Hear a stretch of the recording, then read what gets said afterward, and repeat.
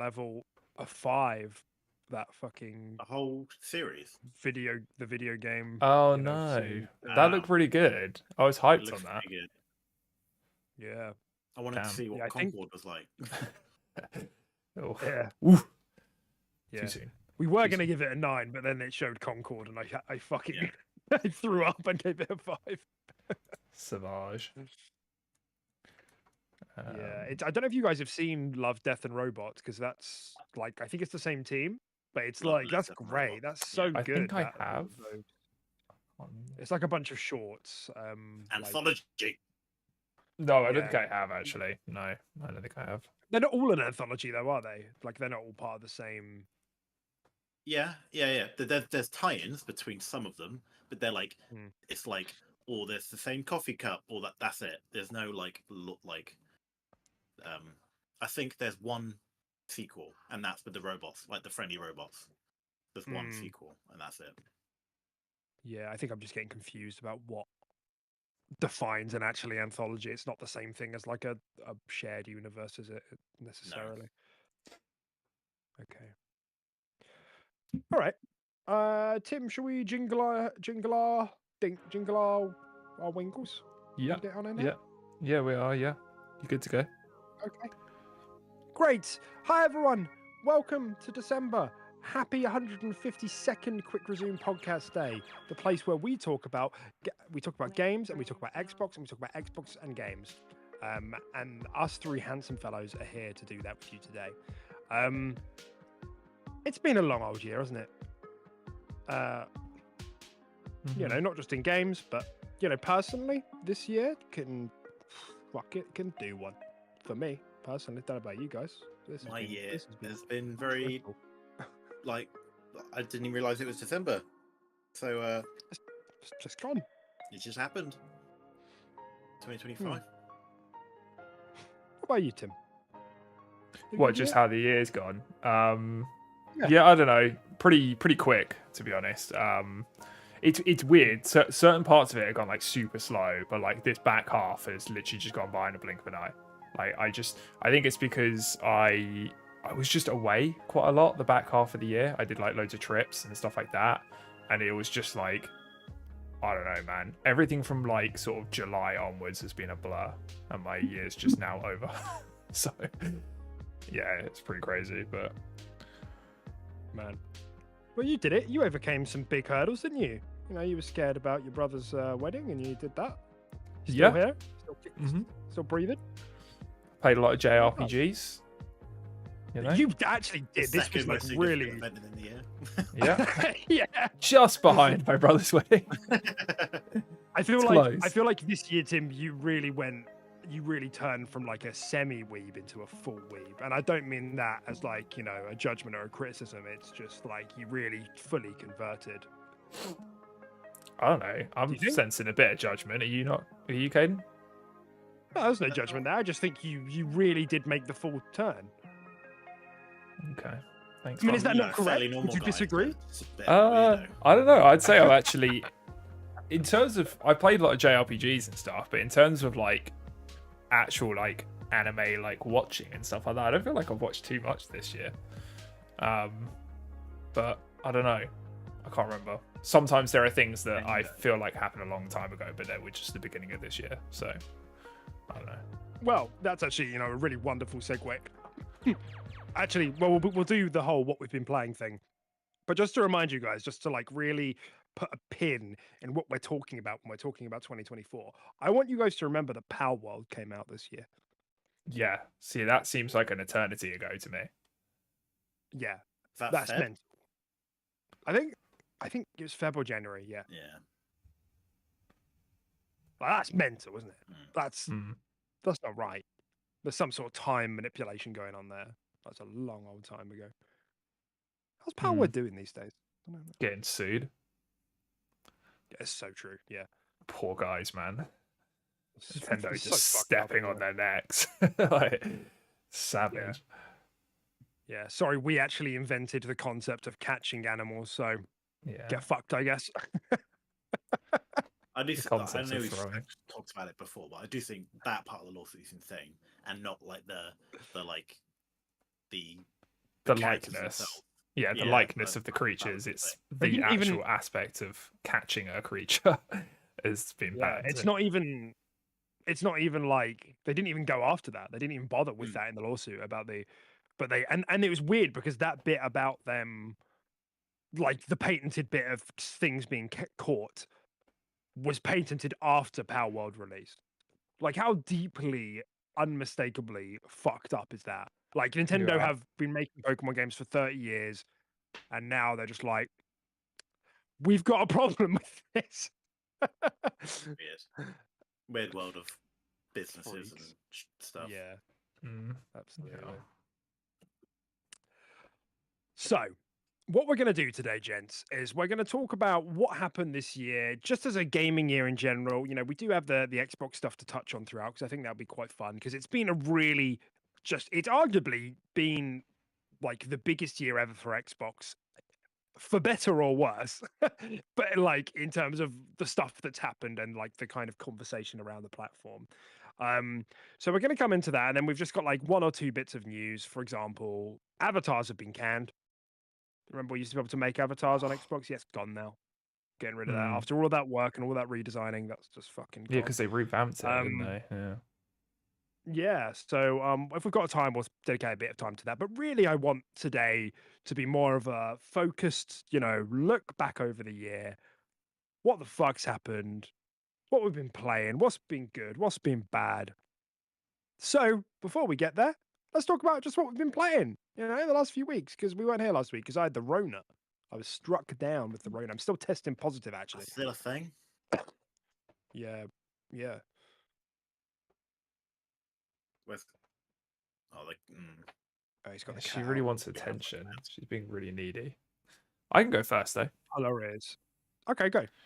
I mean, yeah, pretty short and sweet for me. I've basically just been playing Metaphor.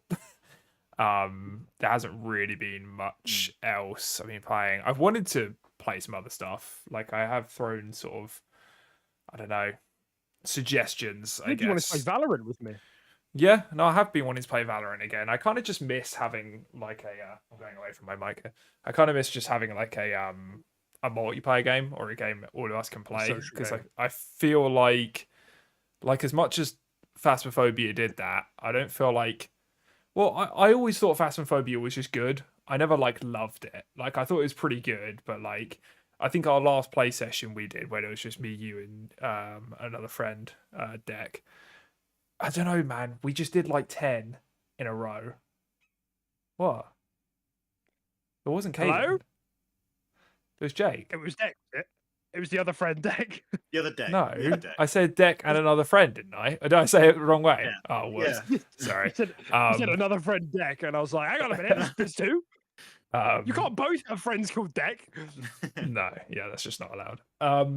But yeah, we just did like 10 hunts in a row and just won every single one.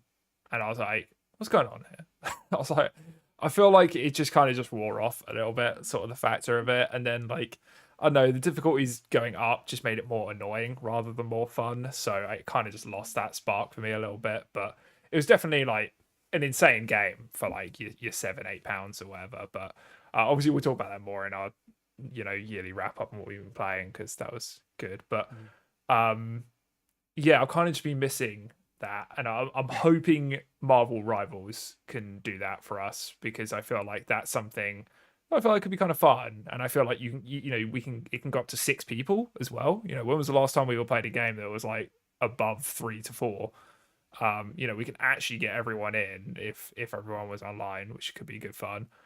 And then maybe Pillars of Eternity 2 when I until I saw the skill tree. Has anyone else seen the skill trees?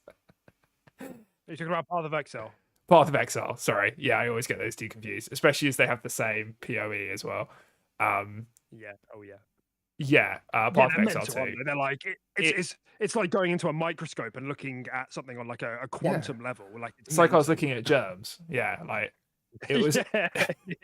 It was awful.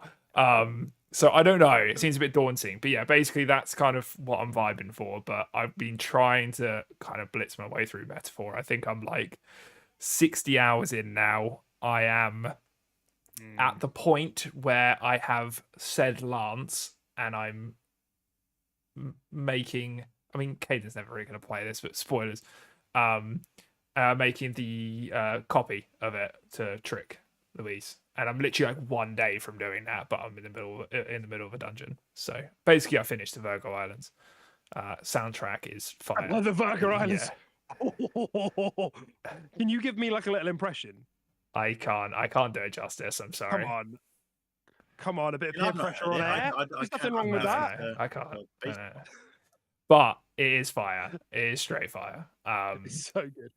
Yeah, I mean, all the music in that game is so good, to be fair. But yeah, that's basically me. But yeah, looking forward to playing something else. Hopefully tomorrow.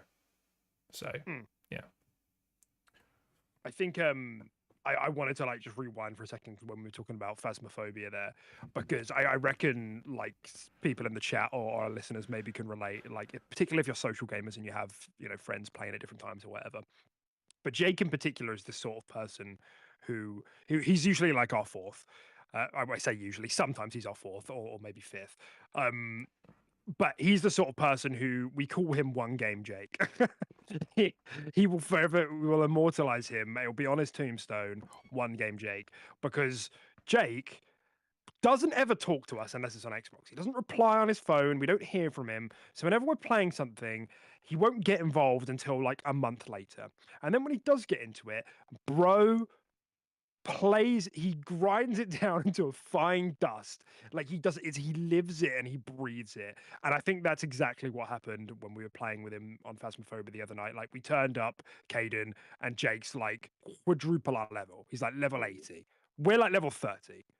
And we'd already been playing it quite a lot, right?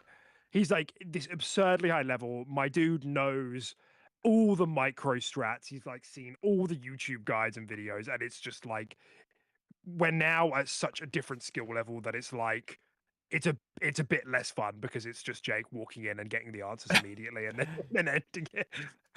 Like he literally goes, like he sniffs the room and he's like, "That's an Oni, let's go." That's it, it's over. Yeah, it's kind of. I mean, I'm sure most sort of friend groups have that sort of person. That does just go hard on that one game, but it does create that awkward dynamic, doesn't it? Where it just kind of makes it unfun for the rest of the group. Once it gets to a certain point, it's nice when everyone sort of plays at the same pace, which I know doesn't happen, especially as you get older.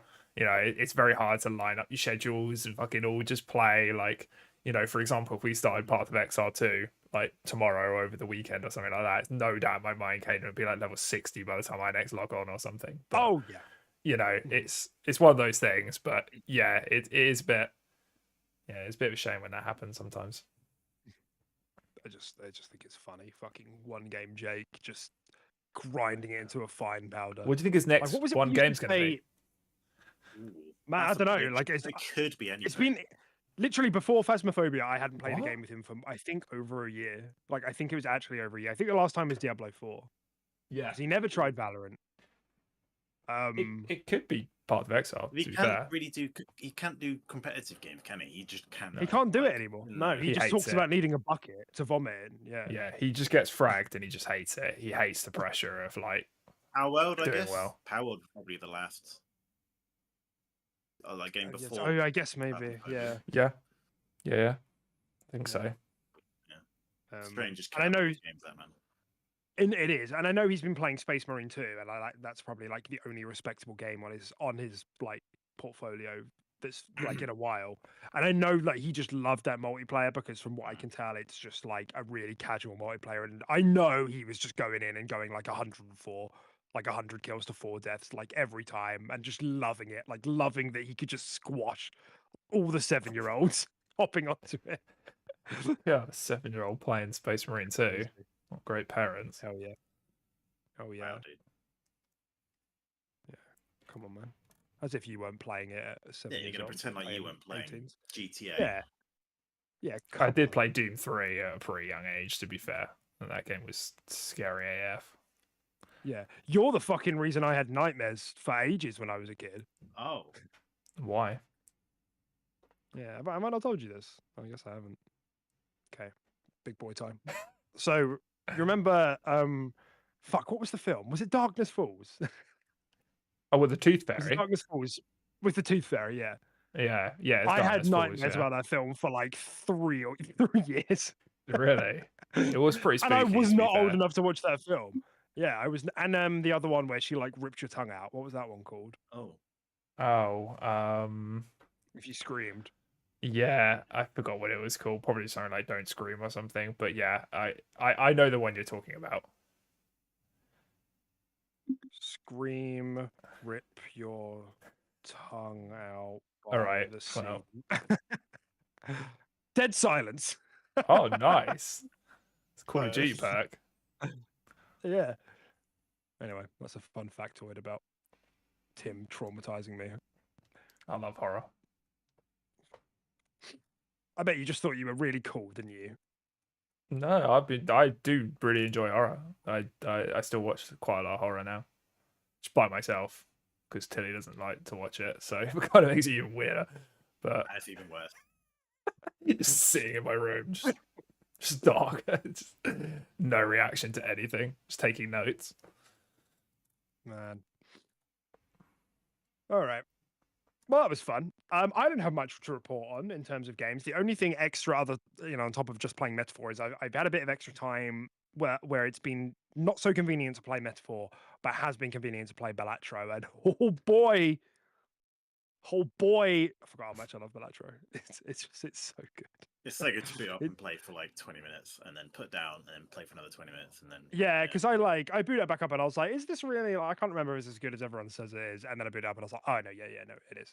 It's such a good rogue like. It's so stupid. It's so simple, but it's kind of not as well. You can really big brain that game, and it's in the same way Slay the Spire is. It's that thing of when you do well, you know it's because of all the decisions that you've made and the choices that you've made, and that is like so satisfying and just executed so well. And I went into the options and the customization options, and you can customize some of the cards to be Witcher? like Slay the Spire, Witcher, Yeah. Cyberpunk. Oh, nice. How cool is that? So I've got the little what's the wizard guy called in Slay the Spire? The blue boy. I can't remember what he's called. Oh, the defect. He's my Jack. No. The defect. He's my Jack. No, Yeah, the defect. defect's a little robot boy. Yeah, that is the wizard guy.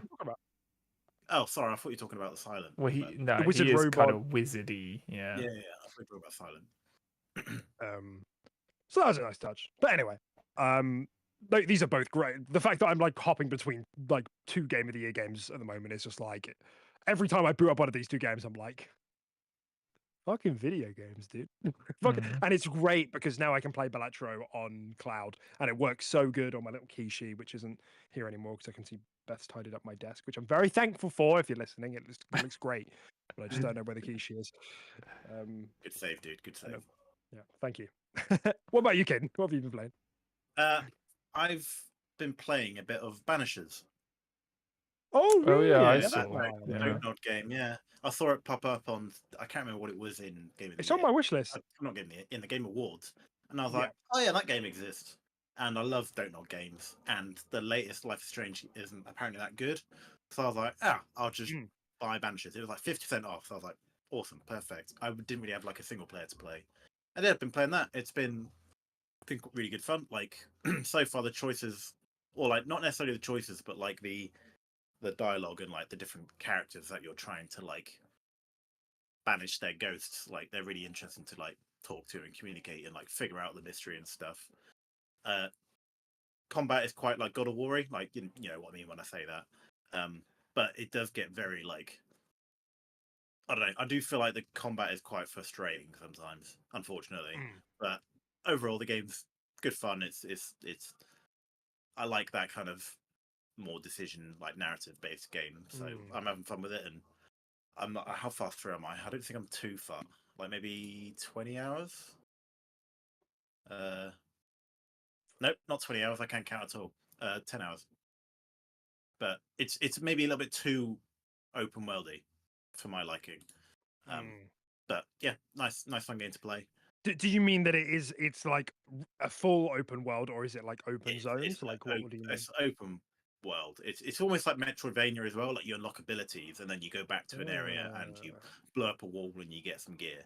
But that's not what I'm not playing the game for the combat. I'm not playing the game for like that open world element. I'm playing it for like the characters and stuff. I wish there was a bit more of that. But you know, it's a single player game that I've not played a single player for a while, so that's been good fun. And my multiplayer game has been Smite 2 still, just been kind of relaxing on Smite 2. That is crazy. Yeah, I was back in it, back in. I mean, I respect it, but it's just like, is it not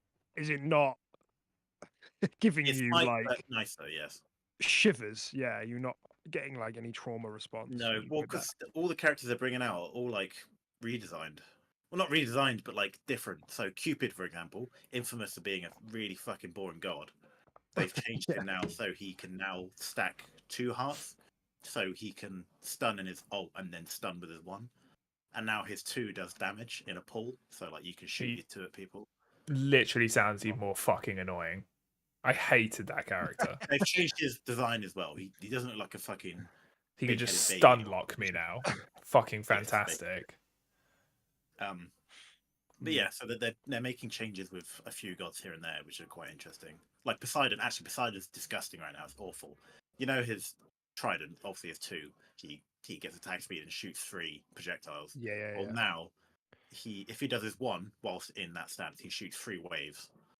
So if you like knock someone up in your ult and then you're on top of them, you can hit them with all 3 waves and they're just dead immediately. That's dumb as fuck.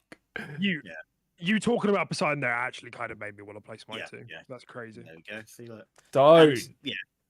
But it's weird. It's weird 'cause they keep bringing up the really boring gods, like the really basic ones, like Cupid and Poseidon and Thor and Zeus. It's like, all right, okay, you know. Thank God you didn't say Anubis.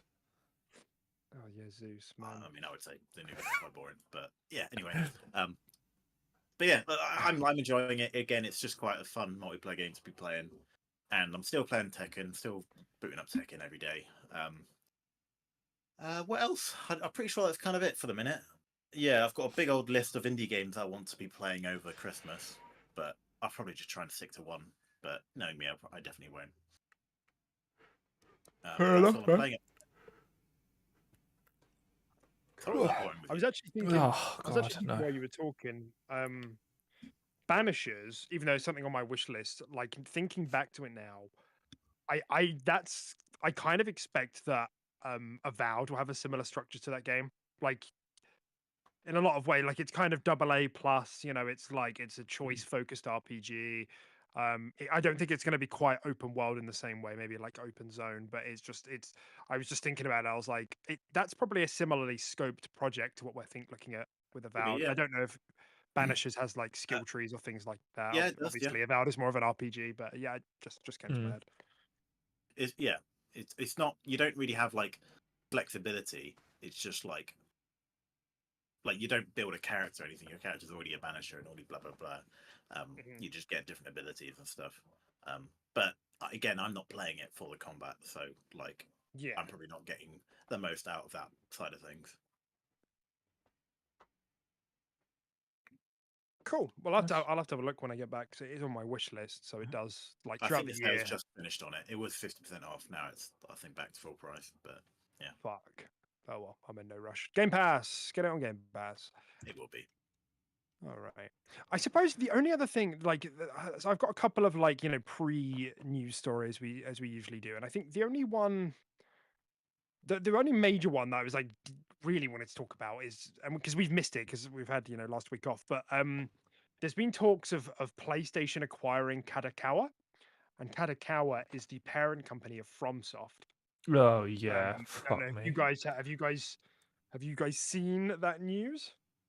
Yeah. I'm kind of surprised it's not happened sooner, considering like Bloodborne and things like that. But yeah, it's a bit of a shame because again, exclusivity and stuff I don't feel like is ever that healthy. They'd be dumb to make it exclusive. Surely FromSoftware would not agree to that. Just half the outreach of their games. What did it with Bloodborne? That's the problem. Exactly. Yeah. They definitely can and will. I don't know. yeah, maybe after the success of Elden Ring, they might think twice, but still. Well, it wouldn't surprise me if Elden Ring as an IP was untouched. But I wouldn't be surprised if everything else was pulled and went exclusive. I feel like it could just be like a sort of like us in Call of Duty situation. Like I just feel like maybe PlayStation would just want to reap the benefits from just, you know, getting all that money in, keeping it on all platforms, but just having them under their umbrella. I don't know. I think it'd be a bit weird to lock it down and make it exclusive. But you're gonna get a lot of hate for it for a start, and I just think you're just making less money. Will they? They will get so much hate. From who? I don't know. All the major outlets are going to be over the moon because they're all major. They're mostly PlayStation players. They're going to be thrilled or indifferent, or the same people who are like, "It's great that Xbox is going multi-platform," are then suddenly going to be like, "It's great that it's great that FromSoftware are making exclusive titles." Or they'll just make comparisons to when Xbox bought like Bethesda and stuff like that, and just be like, "Well, they did it, so PlayStation are doing it." They did what? I guess Starfield and Redfall. Yeah, and they were Starfield was really going to come salty to about Redfall. Yeah. Yeah. I guess we should probably just start from the top though, because like really what has happened here supposedly is that Kadokawa is asking to be bought. Because they're at risk of a hostile takeover.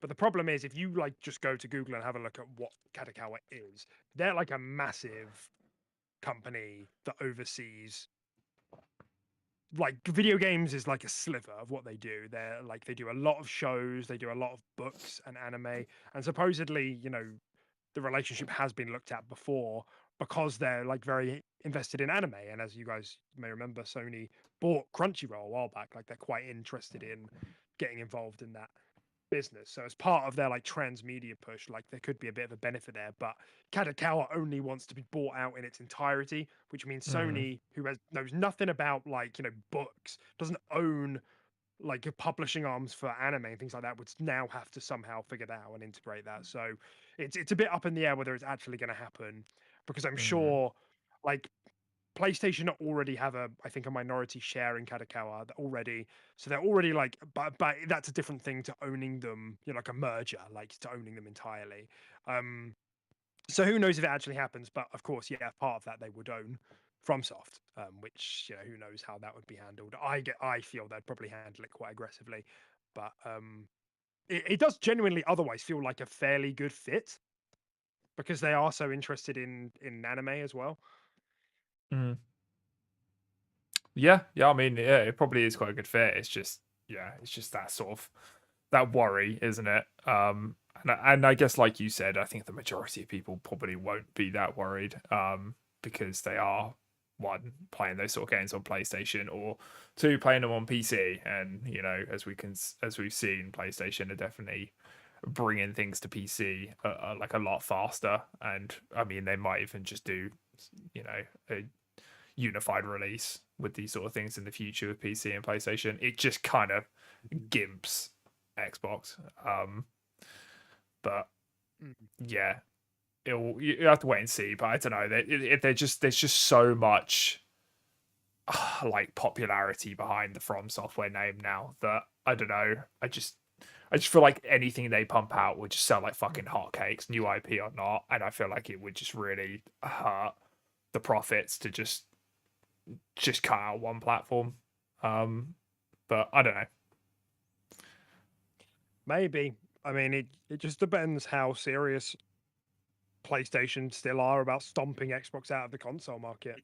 It just depends how much they care about that. They know they're in the lead comfortably.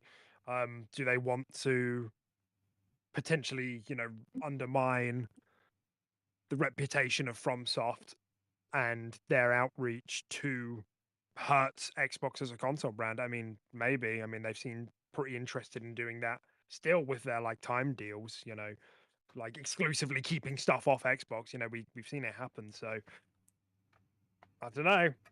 I wouldn't be confident that we'd be seeing many FromSoft games on Xbox if it went through, other than maybe an Elden Ring 2. I think they'd probably keep that. But it is worth like mentioning that other than Elden Ring, FromSoft games like are not big sellers, like generally.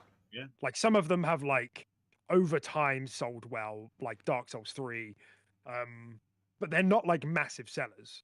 They until Elden Ring, they're like have been fairly niche titles in terms of their sales numbers, you know. Even like the Demon Souls remake, for example, that's hardly sold anything. I don't have any numbers up in front of me right now, but like something about Elden Ring and its open worldness and things like that brought the mass audience in, you know. Did Sekiro not pop off? I swear Sekiro popped off and sold quite a lot. I don't think so. Right, like exclusive one. That wasn't exclusive. No, it's on Xbox. I have Sekiro on Xbox, yeah. Oh, my bad. I thought it was same. I could have sworn that one popped off, but I don't know. Yeah. It's hard to say. Within 10 days of its release, over 2 million units were sold, which rose to 5 million by July 2020. When did it come out? 2019. As of September 2023, it sold over 10 million. So 10 mil. That's not probably bad. a bit more. No, it's pretty good. I mean, it's okay. It's not. It's good. Yeah, for sure. It's definitely not bad. But it's not like, for example, Horizon did 30 mil, the first Horizon. You know, and that game did exceptionally well. And that was only on one platform. You know, true. But you know, but for sure, like it's definitely not bad. Like it's good, but it's just like these aren't like big sellers in the same realm as like what are some other good examples of big story AAA games? Your Red Deads. Yeah. Or your Witches, or your Cyberpunks. Your Star Wars, maybe. Yep. Let's actually have a look at that. I've interest. Star Wars. What was the first one called? Fallen Order. Yeah. I feel like that must have sold pretty well, but you would have thought, wouldn't you? He'll give us a good point of reference. So that game came out in 2019 as well. Oh, it's the same year. Look at that. And the game sold over 8 million in the first year, over 10 million by the end of the first year, over 20 million by 2021. So I mean, yeah, I mean it performed essentially double. Yeah. Yeah. But yeah, you see the point. So yeah, I just thought it was an interesting thing to touch on because you know, we'll see how that goes. Acquisitions generally across the industry seems to have slowed down a bit. And this would be a very big move. You know, I don't know if Sony even has the funds for this sort of thing. I don't know how much they'd be worth, but as a console gamer, I would be like rolling my eyes at the idea of FromSoft games being stopped being published on Xbox. Yeah, 100%.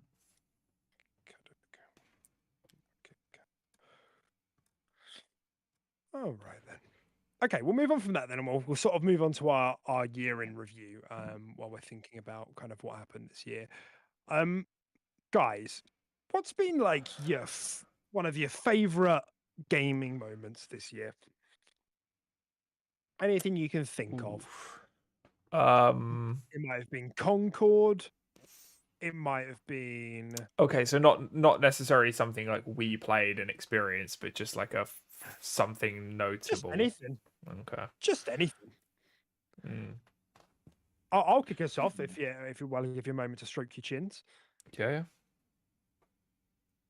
Fallout, the TV show. That was a real highlight of my year when we're talking about video games. That was a big surprise. Yeah. Kind of a follow-on from that, I guess. A huge highlight for me is Arcane Season 2. I think that was sensational. That was unbelievable. Kind of on similar thing. Fallout was this year, that TV show. That's insane. But it makes sense. But yeah. Even better, dude. Halo Season 2 came out. You know, the best show that there's ever been. the best video game show that there's ever been. Mm-hmm. Jimmy Oh Rings, yeah. Master Cheeks. I love Master those memes, Cheeks. Yeah. It's so great. Stop taking your helmet off. Yeah, that was this year, the second Yeah. season of Halo. Yeah, I've got a I mean, long recap. I guess for me, probably just Valorant. To be honest, I was literally talking about that game coming to console for like so long before it did. Like literally ever since I first saw it come out on PC, I was like I need this game. This game's got me written all over it. It would never come to console, but yeah, it finally did. So that was a pretty big one for me. Yeah, 100%. And it was just as good as I thought it was going to be, to be honest. Although it didn't click with everyone, surprisingly. I know that you didn't really click with it, did you, Caden? With what? Sorry. With Valorant. No, Valorant was fine. Like again, if I think of an FPS, I just think of Apex. If I have to play an FPS, it'll be Apex. Yeah, I'm converted now. I'm definitely Valorant. It's the only one that pops into my head now if I want to get back into something. But yeah, I don't get me wrong. I enjoyed it. It was a really interesting change of pace. I like that search and destroy kind of idea. But yeah, just I guess we kind of went through a phase of not playing it as much, and then I guess other things came along. But I'd be up for jumping on every now and then for sure. I'm still up for that. Nice. Nice. I was also happy this year that we finally got Hellblade 2. That was wonderful for me. Yeah, that was we've been talking about that game for fucking ages because they announced it so long ago, and we got so many. They were like death looping it a bit, weren't they? With like how many like small trailers we were getting for it like once a year. So that finally came out, and I was really happy with how it came out for the most part.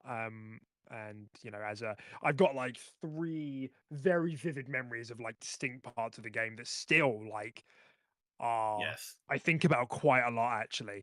And it's one of the things that I think like on reflection, I think I may have been a bit harsher than I probably should have been when I was like reviewing it, just because it's had such staying power in my head. So that was really enjoyable for me. I'm glad that finally came out and it was still good. I remember sending you that photo of me just like crying. Yeah, just the 2 of us, just like puffy eyes. Yeah, it was a good one. And of course the showcase, right? We got to do the showcase together this year, which is really nice. You know, it had been a really weird year, you know, for me and I think for you guys in your own way as well. So it was really nice to meet up and obviously for it to be such a knockout showcase, like for it to be so much fun for all of us, and just to have generally just the internet for just a day say, well done Xbox, you did a good job. You know, we had like 1 day of it before things went back to normal. And I've like gone back a few times and watched some of the trailers from the showcase, particularly like the Gears E Day one. Yeah, shit. I'm not. Wow. Yeah. That was great. Yeah, and like the Perfect Dark like gameplay reveal, and like just a Don't couple. trust There were it. so many. Like even the Fable one was good. So there were just so many that came up that I have since gone back and watched and be like, man, that was a good trailer. Like that was a lot of fun. Yeah, it was good. It was a good weekend. Yeah, for sure. Yeah, that definitely deserves a shout out. Yeah, it was a good showcase, and it was just good to, like you say, just meet up and experience it together for sure. Yeah, I don't really know. I was gonna say, Helldivers 2. Not gonna lie, probably in that short little bubble that we played it was probably one of the most fun games I played for a very long time. Like that game was just fucking fun, dude. It was just chaotic, just fun. You know, like because most games they have that whole like, oh, you still want to be kind of like competitive, and you still want to do that. Like I just feel like no matter what happened, like you could just fuck around in that game. And you just logged on and just did what you wanted. You didn't have to. Yeah, you for sure. Shot bugs other in your own life. But, yeah, it was just so simple and so well executed. Like, sure, we didn't play it forever, but like I had a lot of fun playing that game. It was great for what it was. Yeah, like absolutely no doubt. Like I think that team really deserves all the success that they got.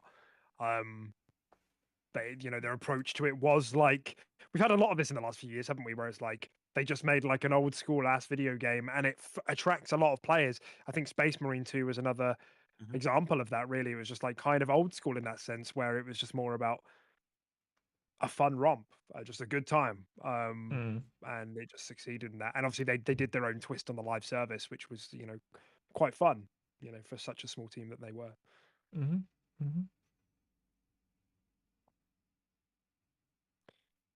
Got to play Metaphor this year as well.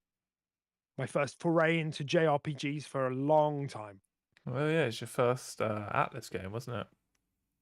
Oh, well, you played Persona 5 for a bit, right? I did. I probably had about 15 hours logged in Persona 5, but I just kind of lost interest. Whereas this is like, whole different story. This is great. This is on my Game of the Year list for sure. Along with Balatro. And also, it didn't release this year, but I finally got around to playing Disco Elysium this year, and I've like already spoke about it a bit on the podcast. But I mean, Disco Elysium has like shot up to one of my favorite games like ever. Like, I can't believe that game even exists, to be honest. Like, it's that clever and that good.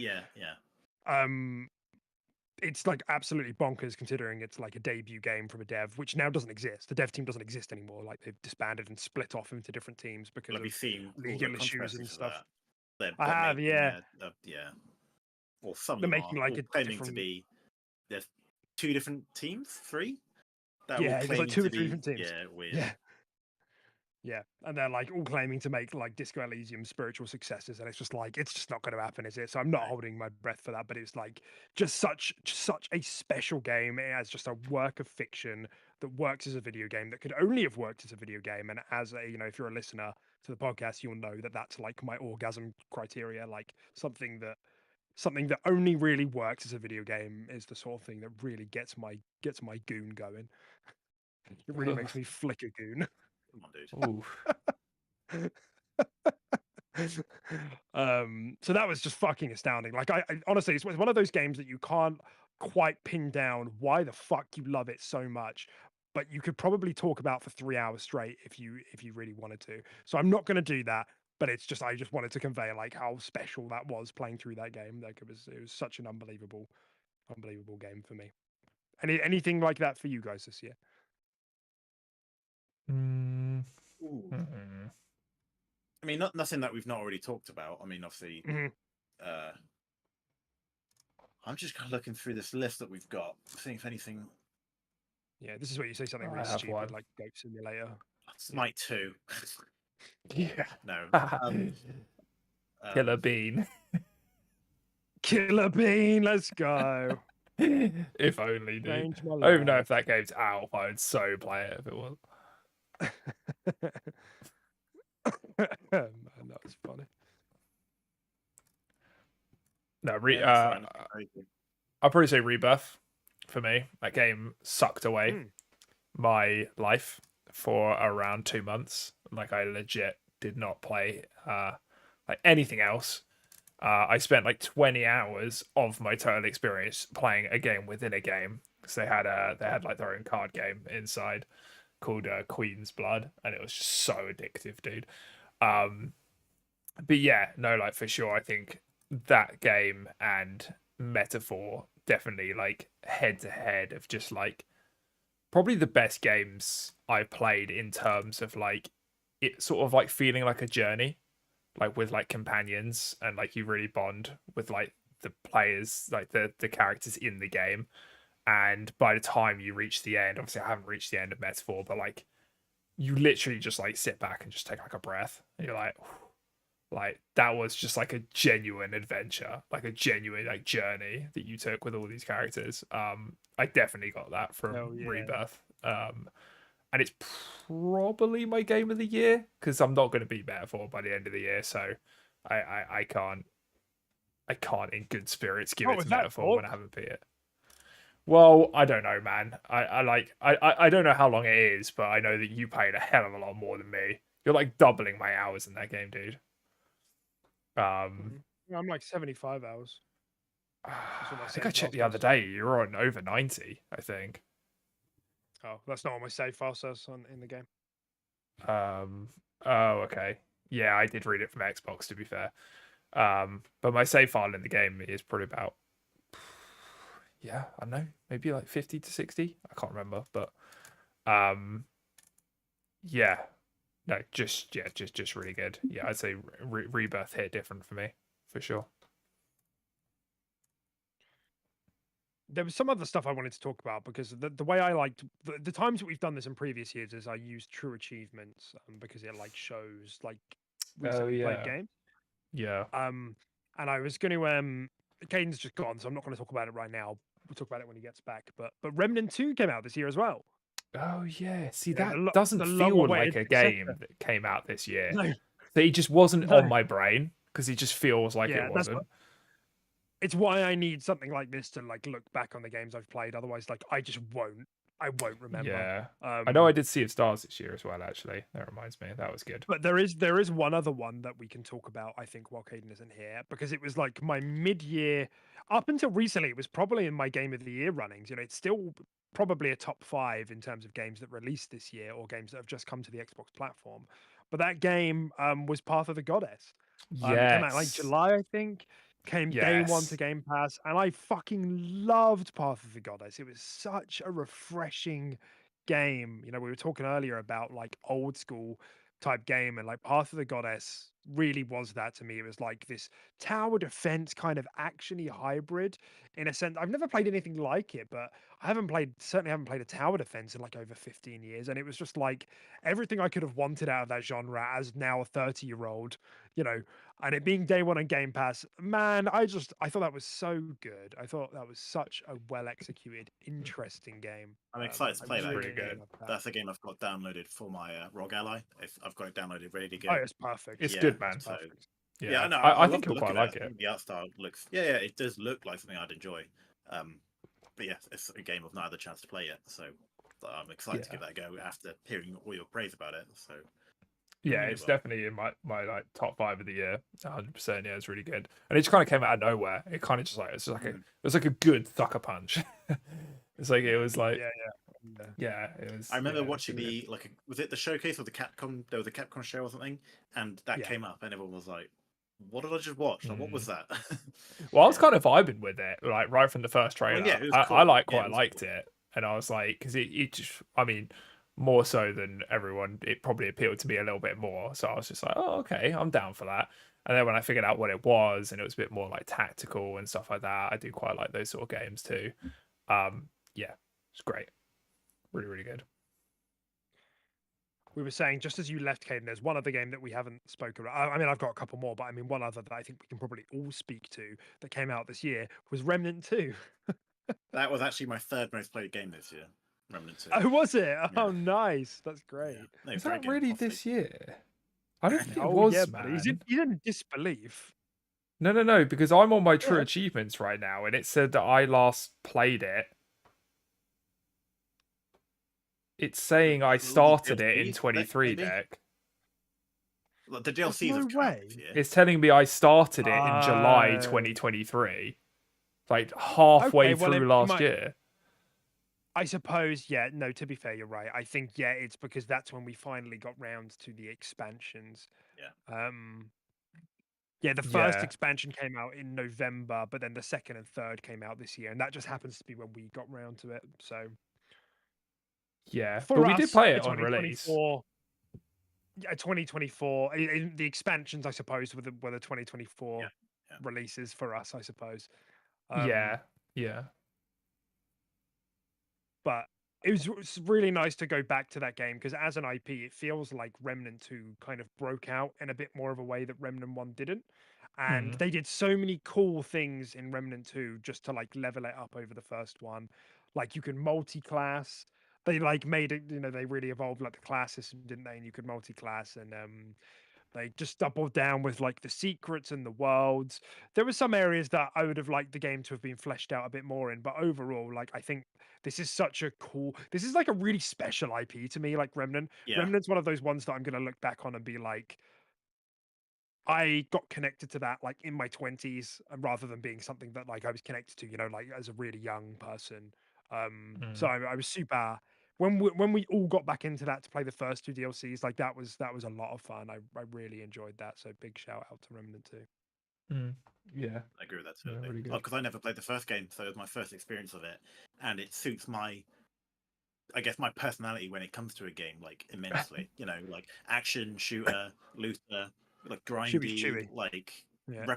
repetitive, like speed run almost. Do you know what I mean? Like it just suits my Yeah, kind yeah. of what I like in a game. So yeah, Hell yeah. good shout out bringing those up, the DLC up. Absolutely.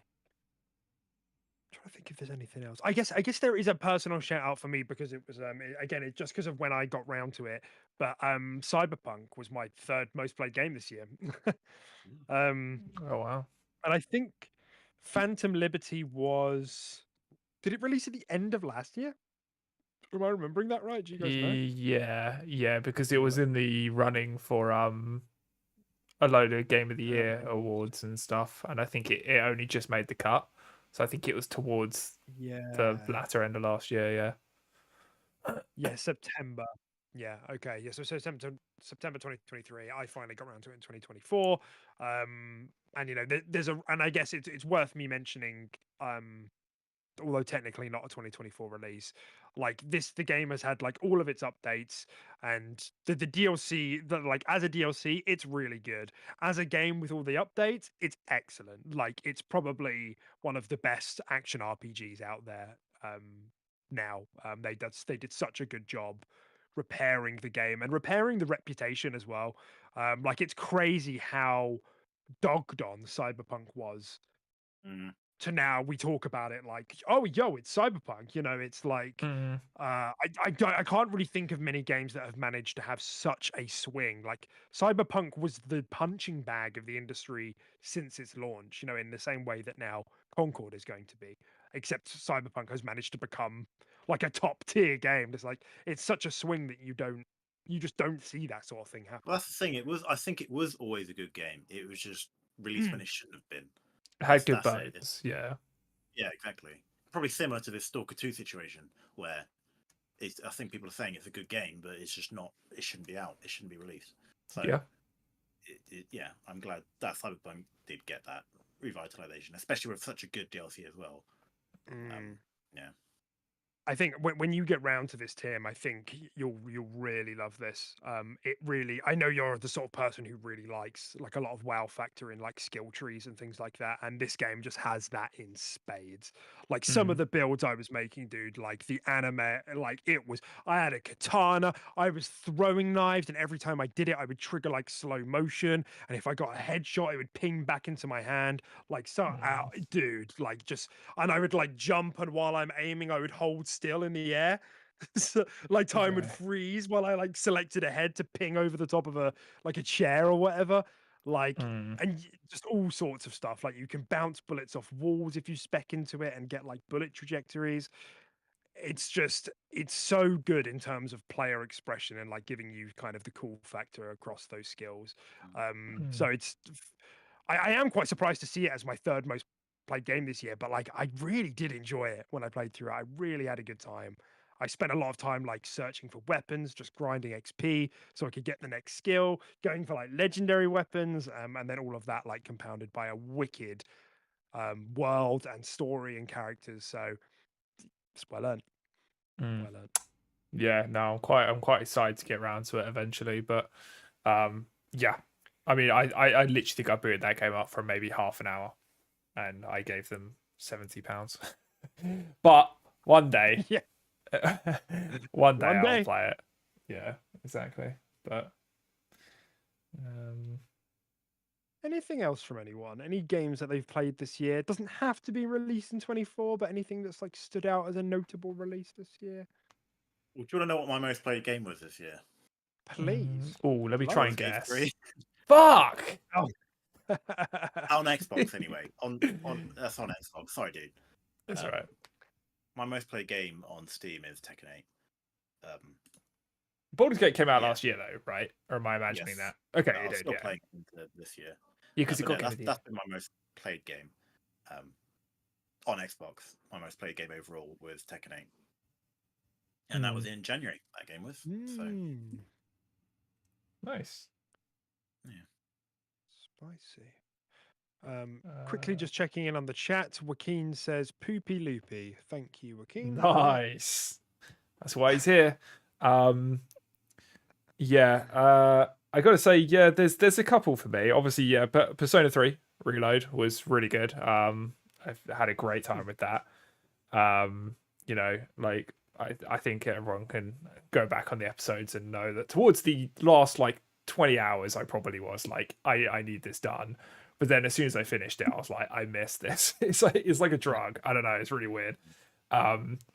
Super good. And had a great time with that. Sea of Stars, I got around to playing this year as well.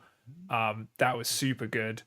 Really don't have a bad thing to say about that game. I don't think it absolutely blew me away. I think it's quite I could predict a lot of the story beats and the characters were pretty cool and stuff like that. But just generally as a package, it was pretty exceptional. I can't really say a bad thing about it. And it just looked beautiful as well. I love the pixel art style.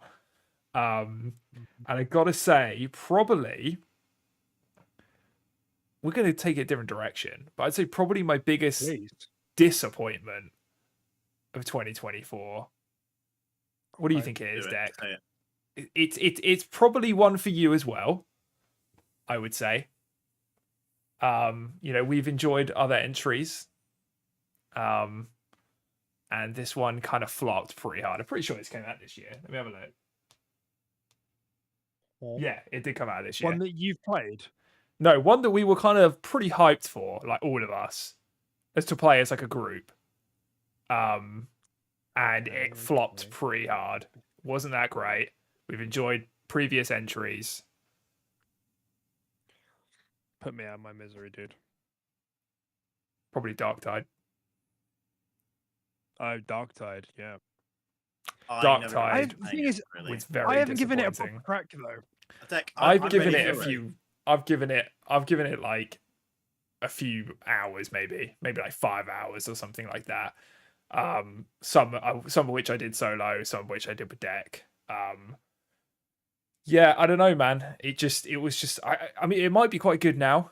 But it was just such a fucking fail on release. That it just really didn't tick anything for us. And what I find really weird as well is they're still they've recently just added a whole game mode and a massive update to Vermintide 2, but they just haven't touched Dark Tide. It's just are they just letting it just die? I just don't understand. It's really weird. It's such a weird sort of entry into their sort of their games. I don't know. It is true because it was it looked really promising, and I'm just having a quick look at the Steam numbers. Dude, I was hyped for that game when we were watching trailers. The 24-hour peak for Dark Tide is 19k, so it's not that bad at all. Actually, I'm not sure how Vermintide is. By the sounds of it, sounds like it's more. I'd expect higher with the update it got. No, it's not. Vermintide 2 has only got a 9k, so it's about half. Okay.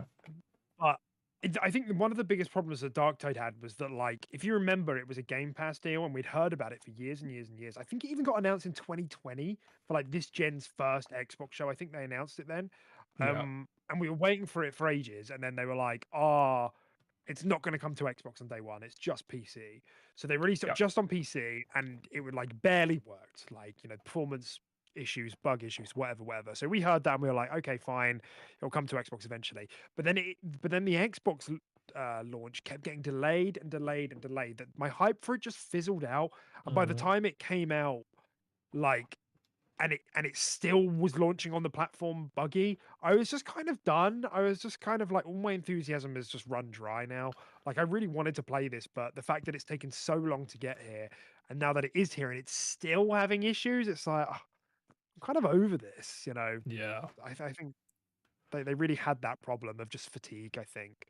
Yeah, they kind of just butchered it before it even, got going. Which is a real shame because I was pretty hyped for that game. I mean, the actual vibe of that game was so much more appealing to me than Vermintide. like the sort of more grungy sort of steampunk-esque like guns and shit like that Or it's instead the of swords. 40k universe compared to the, or not 40k, but it's a. Yeah, I know what you mean. Yeah. But yeah, it just had like so much more of like a vibe I'd be more interested in. But yeah, I mean, it might be pretty good now, but in terms of when it released and obviously the year it released, it really just did a pretty bad job. You know, it took something we were quite excited for, and none of us really played it, and I think that says it all, really.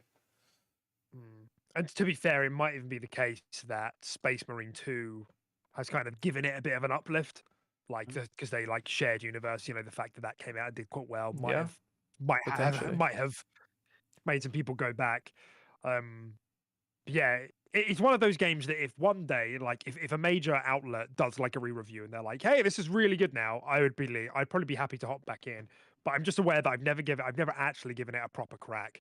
Um, it's their own fault, but like I like I'm still aware that I don't feel like I fully know the game. I just know that it didn't. I was waiting for fucking ages and it didn't launch well twice. Yeah, for sure. Is there anything Oh god, yeah. else? I even had my Starfield journey in 2024, didn't I? Did you? That was a Oh, mediocre you went journey. back to it, didn't you? Yeah, well, I basically played it from the start. Like I literally got to like level like 15 or something before, and I was just like, "This ain't it," and dropped it for a while, and then picked it up in 2024 and fumbled my way through it. But yeah, that was a pretty mid experience of the year. My mid experience of the year was Star Wars, I would say. Yeah, I know how you feel about that game. That was okay. It was good. I think the first one was like it was. I think I know what you mean in regards to no spoilers. Like I haven't played it. Yeah, like the first game was obviously the first not open world, but first like think about Star Wars game we had in ages, and the second one just did it again, and it was like okay, like and that was it. Like it was like okay.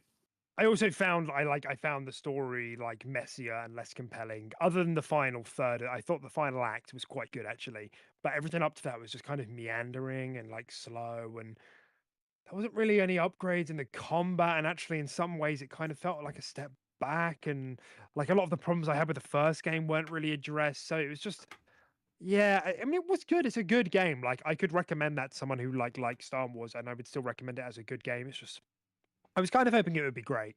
I thought the first one was great. I was kind of hoping it would be that, at least that same quality bar in it, and I don't think it was. And it was buggy as well in the same way that the first wasn't really for me. Yeah, I liked it. I liked it. I just didn't. I wanted to like it more, and I didn't. I feel you. I played Braid this year. What did you play? Sorry, I played Braid. Remember Braid? Oh An yeah, indie game where you could like go back and forwards in time, but they made an anniversary edition this year. I'd never played it, and I was like, everybody always says how good Braid is. I'll buy Braid, and I'll play Braid. It was good. I literally that's very rarely do I hear a game, and I have no idea. It's old. It's quite an old game now. It's a 360 fucking Summer of Arcade game. Yeah, but super old. Well, it's not super old, but. Oh, okay. Yeah, I recognize the art now. Yeah, little guy with like the fat head. What made you play that? Well, everybody just always said how good Braid was. Everybody was like, it's one of the best indie games ever made. And I was like, okay, fine.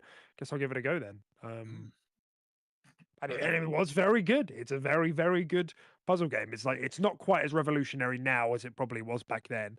But it's a very good game. I had a good time. 6.5 hour long run through. Actually, maybe my mid game of the year was Dragon's Dogma. I don't know.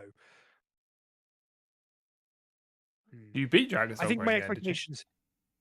I did, yeah. I think my expectations were not as high for Dragon's Dogma 2 though as they were going into Star Wars. Dragon's Dogma 2 is one of those games that I've like since finished, and I'm like, what was even going on with that? Like, what was that about?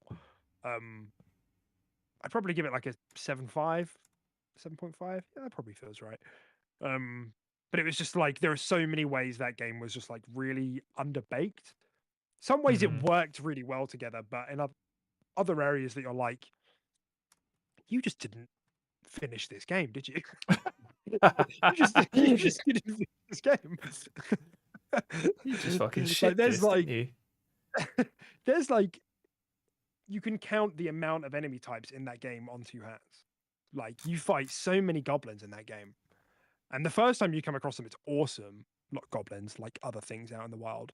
But then it's the only thing you come across. There's like 3 boss mobs in the world, and that is it. Ooh. Damn. It's just a very weird game. And it's the same sort of thing where I was kind of hoping it would really fix all the stuff that was wrong with Dragon's Dogma 1, but it didn't. Like, it evolved some bits in a good way, but for the most part, it still had all the problems the first one had, and I just find that a bit irritating because it's been like 15 years since the last one. So that was a bit disappointing. I'm glad I got to play it, but it was a little bit disappointing. I doubt we ever see that IP come back now, even though it did quite well critically. The word of mouth around it isn't very good. But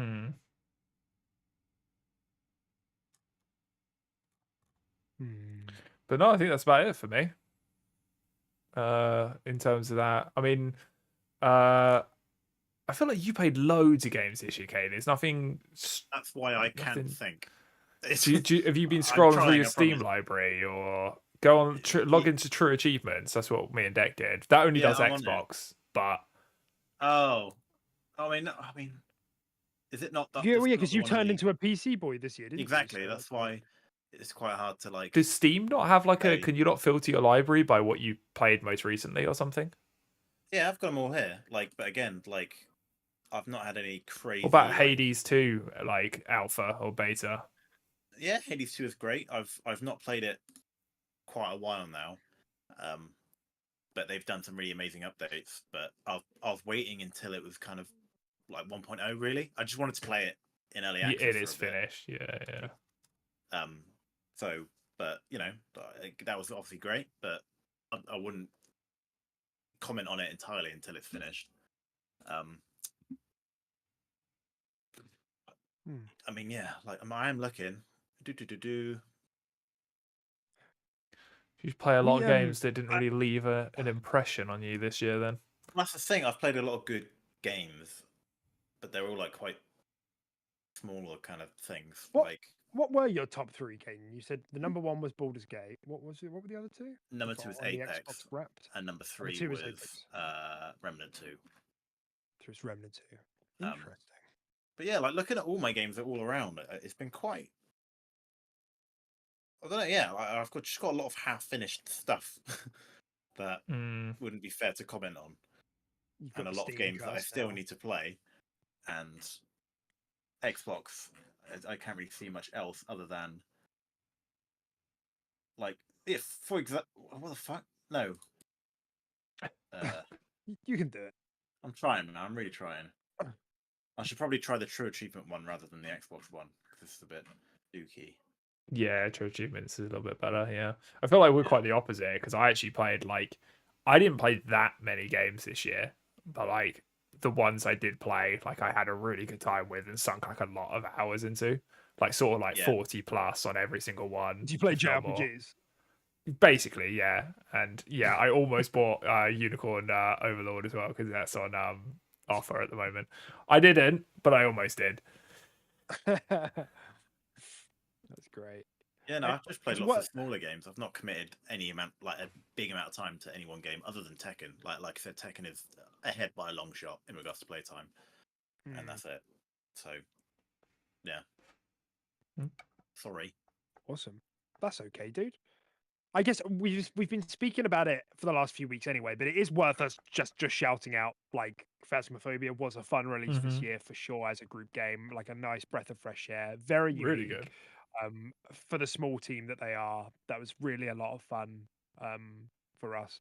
And yeah, and Tim mentioned it earlier, but Valorant, I think they've done a great job. Riot has done a great job porting that over to console. I really had a great time playing Valorant, and I'm sure I will again in the future. There's one like surprise pick here for the last one from me before we move into another category, which I think will be fun. But I played Inscription this year as well. I've just noticed that's here too. Like I know it didn't come out this year, but it like that was another one of those games that was like, I can't believe this exists. I can't believe this is real. I'm so glad. I'm gonna go to the toilet. You can talk about this. Cool. I'm so glad somebody else experienced it because I was the only guy that played it because obviously it was PlayStation at the time, and yeah, I'm so glad somebody within our friendship of gamers actually like booted it up and gave it a go because it's impossible to explain. It is to anyone that like even to people that play games. It's like, well, yeah, it's a card game, and it's like, what is it? Like, yeah, you play cards, but it's like, yeah. Have you ever played a card narrative escape room hybrid before? Because that's what Inscription is. Yeah. And like even worse, I think it's like it's not even that accessible in the sense that like my sister-in-law is playing Inscription.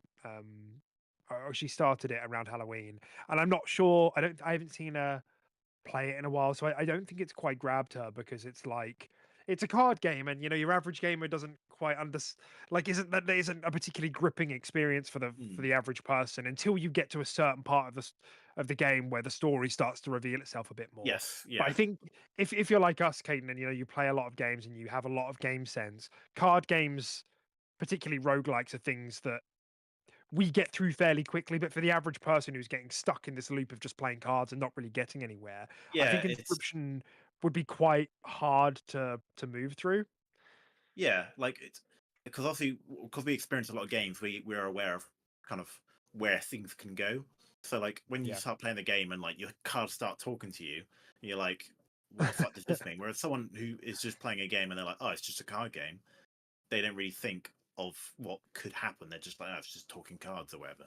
I don't know. Maybe that's Do you kind of know what I mean? Like, yeah, no, absolutely. Yeah. And I think it's a sort of thing because we're dialed in. We had a sense that Inscription was more than just a card game, so it pulled us along in that sense. But for the average person who just gets it recommended, they might drop out before they get to that point in the game. Yeah. Sorry, I'm on the True Achievement website now. How do I see like a breakdown? Like, is there a good breakdown anywhere? Oh yeah, if you just log in on the top right, and then if you click on your little boy on the top right, and then go to My Games, it will just show you all your games, and they should be organized by like. It should already be in order from top being the most recent. To what you played, not necessarily what came out, just what you played. Yeah. Oh, Neon White gets a shout out from me as well. That came to Game Pass this year. That was great. Another little shout out that Hunt Showdown, the update for Hunt Showdown. Yeah. I don't think I played the update at all. Great, really. Yeah, it's on console. It's now performing as it should. Like centralized hub, centralized crosshairs, like 60 FPS, all that stuff. Feels great to play on consoles finally. So that's good. But yeah, other than that, not much. I figured like one of the things I figured we'd talk about here is it just kind of came to me a few minutes ago is like the one that got away. I just have you guys had a game this year that you wanted to play but never got round to? Or maybe it doesn't have to be one that necessarily came out, but one that you really wanted to play this year but you never really got round to. Good question. I've got a couple that come to mind. I'd say for me, probably I wanted to dive a lot deeper into Diablo 4 this year, but I never really did.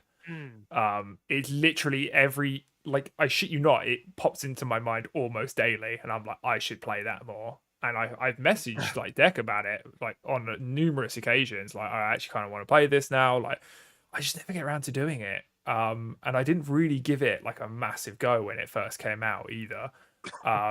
So yeah, I feel like I really kind of should have done that, and still kind of want to as well, especially with the expansion. So yeah, it's a good one. I think I wanted to put more time into Helldivers than what we did. I think I wanted to keep playing that longer than what we did for sure. Yeah. And a game that I've had for a long time that I've not booted up yet is Black Myth. I really wanted to play Black Myth. But that's a game I never actually booted up. You mean the game of the year, 2024? The game of the year. yeah, but that's a game I never boot up, and I want to boot up, and that'll probably be early next year, hopefully. The two that stand out to me were Space Marine 2. That was one I was like so sure that I was going to play this year when it came out, and then never did. Just the timing was not good. Like I had other stuff to play. I'm not in a rush to play it. But I've been watching that with great interest, all these years, and obviously thrilled to see that it's done so well. But I just never got around to it. And then the other one was Age of Mythology, probably. Like I've been watching that quite excitedly all year. But again, by the time it came around, it just wasn't, the mood wasn't quite right, or like it just wasn't quite the right time. So it's still on my radar, but if you ever boot it up, message me because I want to. That's on my radar quite highly as well. Actually, I've definitely play that.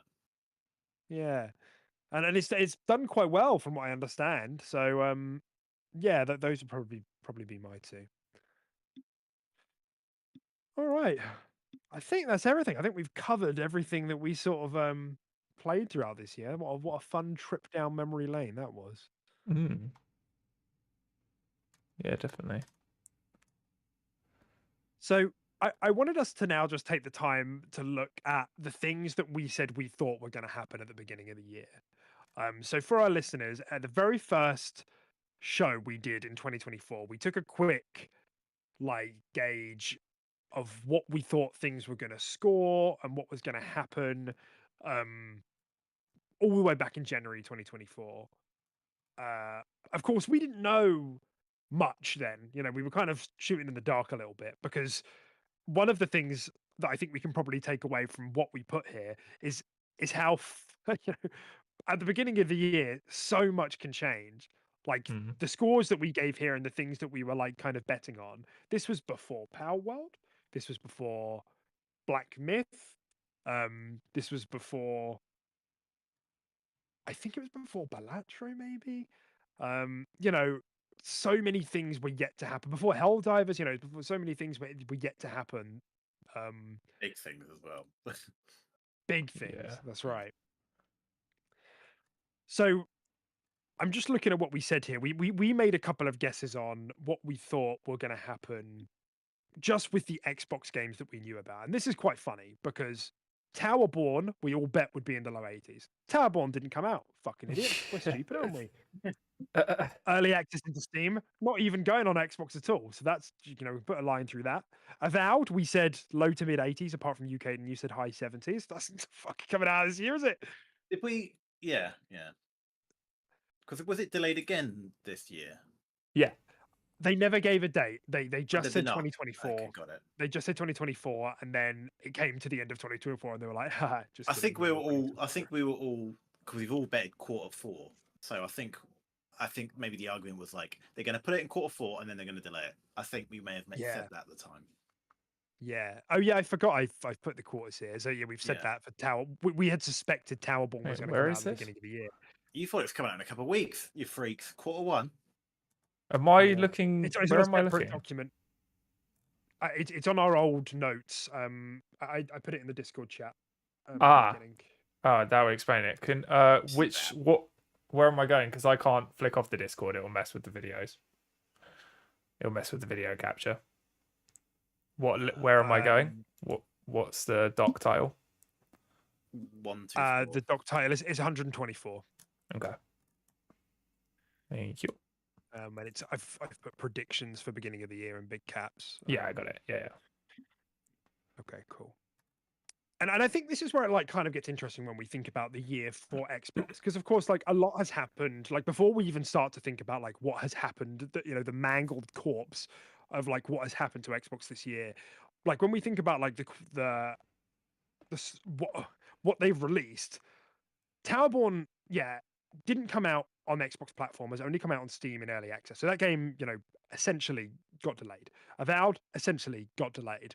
Hellblade 2, while me and Caden are Hellblade enjoyers, and we probably, Caden, would you say Hellblade 2 satisfied what you wanted out of a Hellblade game, or are you left a bit wanting? I think back now to not only the first game, but yeah, I think it did. I think it scratched what I wanted. I think it could have been longer. I think that was a complaint. It wasn't that long, but yeah, I think it did good for me for sure. Great. So largely me and Caden are on like we're more receptive to the release of Hellblade 2 this year. It still did well, but at the beginning of the year we were kind of hoping it would kind of reach critical darling, territory. And those were kind of the reports we were hearing. There was a very reliable insider at the time actually who said that internally the game was scoring in the 90s.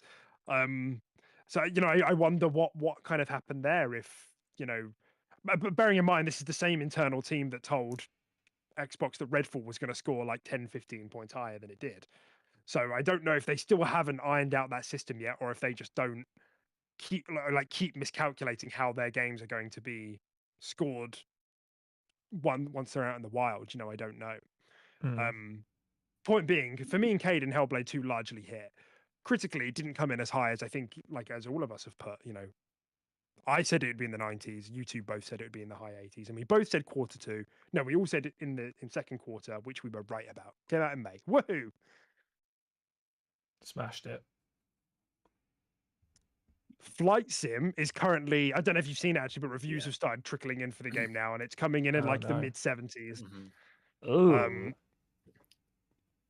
Mostly owing to the fact that the reviews that came out last week are like all 4s, 5s, and 6. They're all just like, this game doesn't work very well on launch, and they've just dinged it with the low score, like we said would happen. It's their fault, whatever. But ultimately, the game just hasn't. And the thing is, the reviews that have come in the last few days have been 8, 9, 10. So it's just, I don't really know what the fucking point is of using that as a metric now, but whatever, it's tainted forever. So unfortunately that hasn't come out at the same level that we were hoping it was going to be either. I'd said it'd be in the low 90s. Tim said it would be in the low 90s. Caden gave a very specific score of 92. I don't know why. I guess I missed. Yeah. But Caden, you got the time period, right? Quarter 4. Yeah. Smashed it. And I'm talking about. And it's so cute to see our optimism at the beginning of the year. Xbox are going to have games across all the quarters. They're all going to be like, they're all going to release. They're not going to be delayed. They're all going to like have this critical consistency. Nah, fuck that. We'll have Hellblade in May and everything else will launch in December. Yeah. Yes, that's what we've done, yeah. Or not at all. Well, we'll throw in an Age of Mythology like somewhere, Halloween or whatever. We didn't throw any bets on Ara History Untold because we just didn't know. And I think that did okay. I think it came out like high 70s. Yeah, I think it was okay. We didn't really take any numbers on COD, but we were at the time, it looks like we were quite pessimistic. Tim, you just said 70s. We don't have anything else there. We don't have any reasoning. Did we have no information at the time? Or did we know it was Black Ops 6? I think no, I don't think so. We didn't because the developer the showcase was Xbox Showcase plus COD Direct, wasn't it? It got revealed later that was the case. Yeah, which is why we titled it just Call of Duty 2024 here, not Black Ops 6.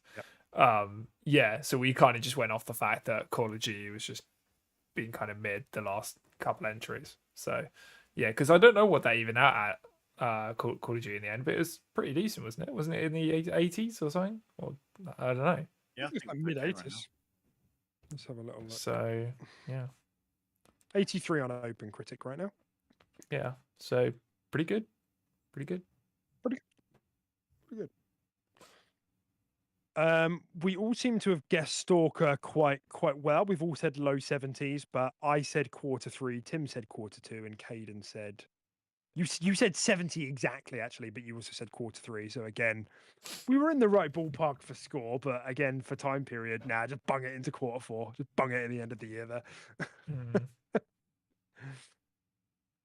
And as far as like what was confirmed at the time, that was it. And on paper, that that looked pretty strong actually. Towerborn in quarter 1, Flight Sim in quarter 2, Hellblade in maybe quarter 2 and 3, Avowed at the end of the year, and then you throw in COD and Stalker. It was looking all right actually, and it just has not turned out that way.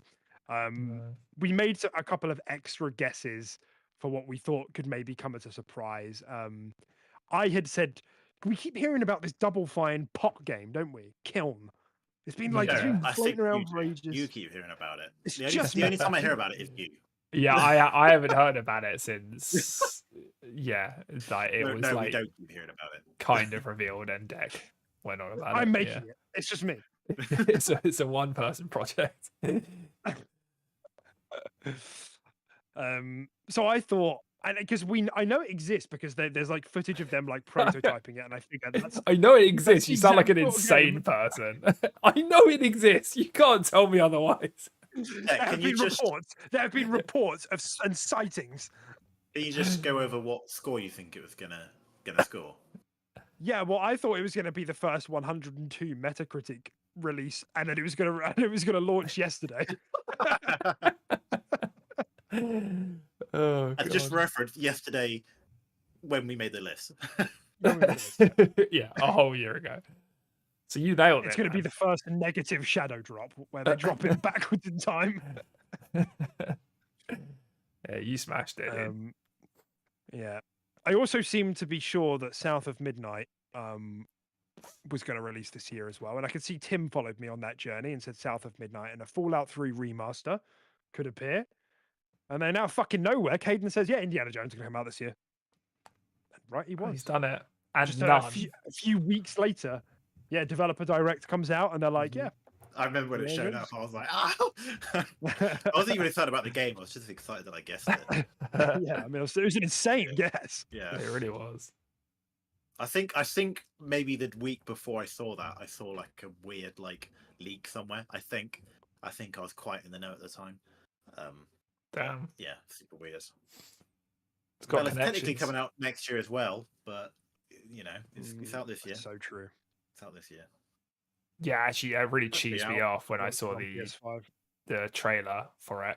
So they have to put PS5 spring 2025 in pretty big text on the splash screen at the fucking... and a middle finger in the corner. What was that about? Yeah, like, oh, I mean, I guess maybe they just have to. Maybe Disney are just like, no, we want people to know it is, so it will sell on this platform as well.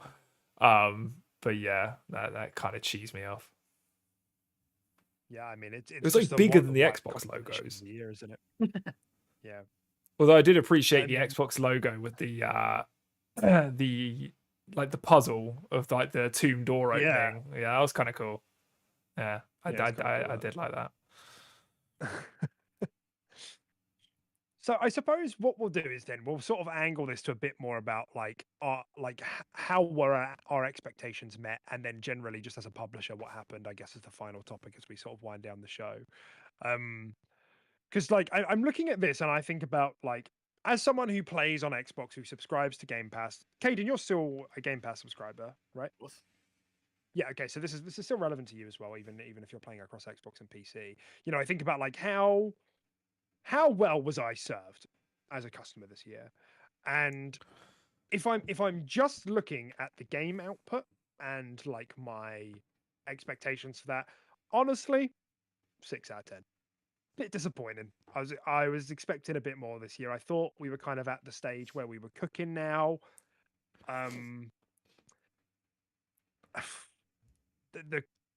The delays, the quality of Flight Sim on launch is a bit. Even though I'm never going to play it, it's not really the point. It's just when I think about how that has serviced me, 6 out of 10. When I think of the bigger picture, like when I think of everything that Xbox has done this year, the developer directs, the partner previews, the showcase, Game Pass, which, you know, Path of the Goddess is just one example of many things that I've played in Game Pass this year. Their television output as well, with something like Fallout.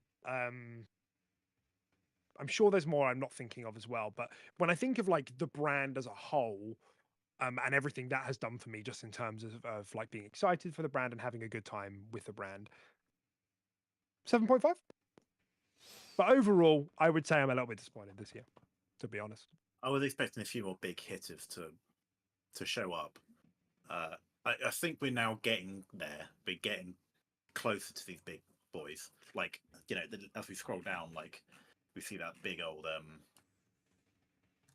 you know, the big titles coming up soon. Indiana Jones, Avowed, South of Midnight, Doom, Fable. Like, hopefully, that should all be within the next 12 months. Yeah.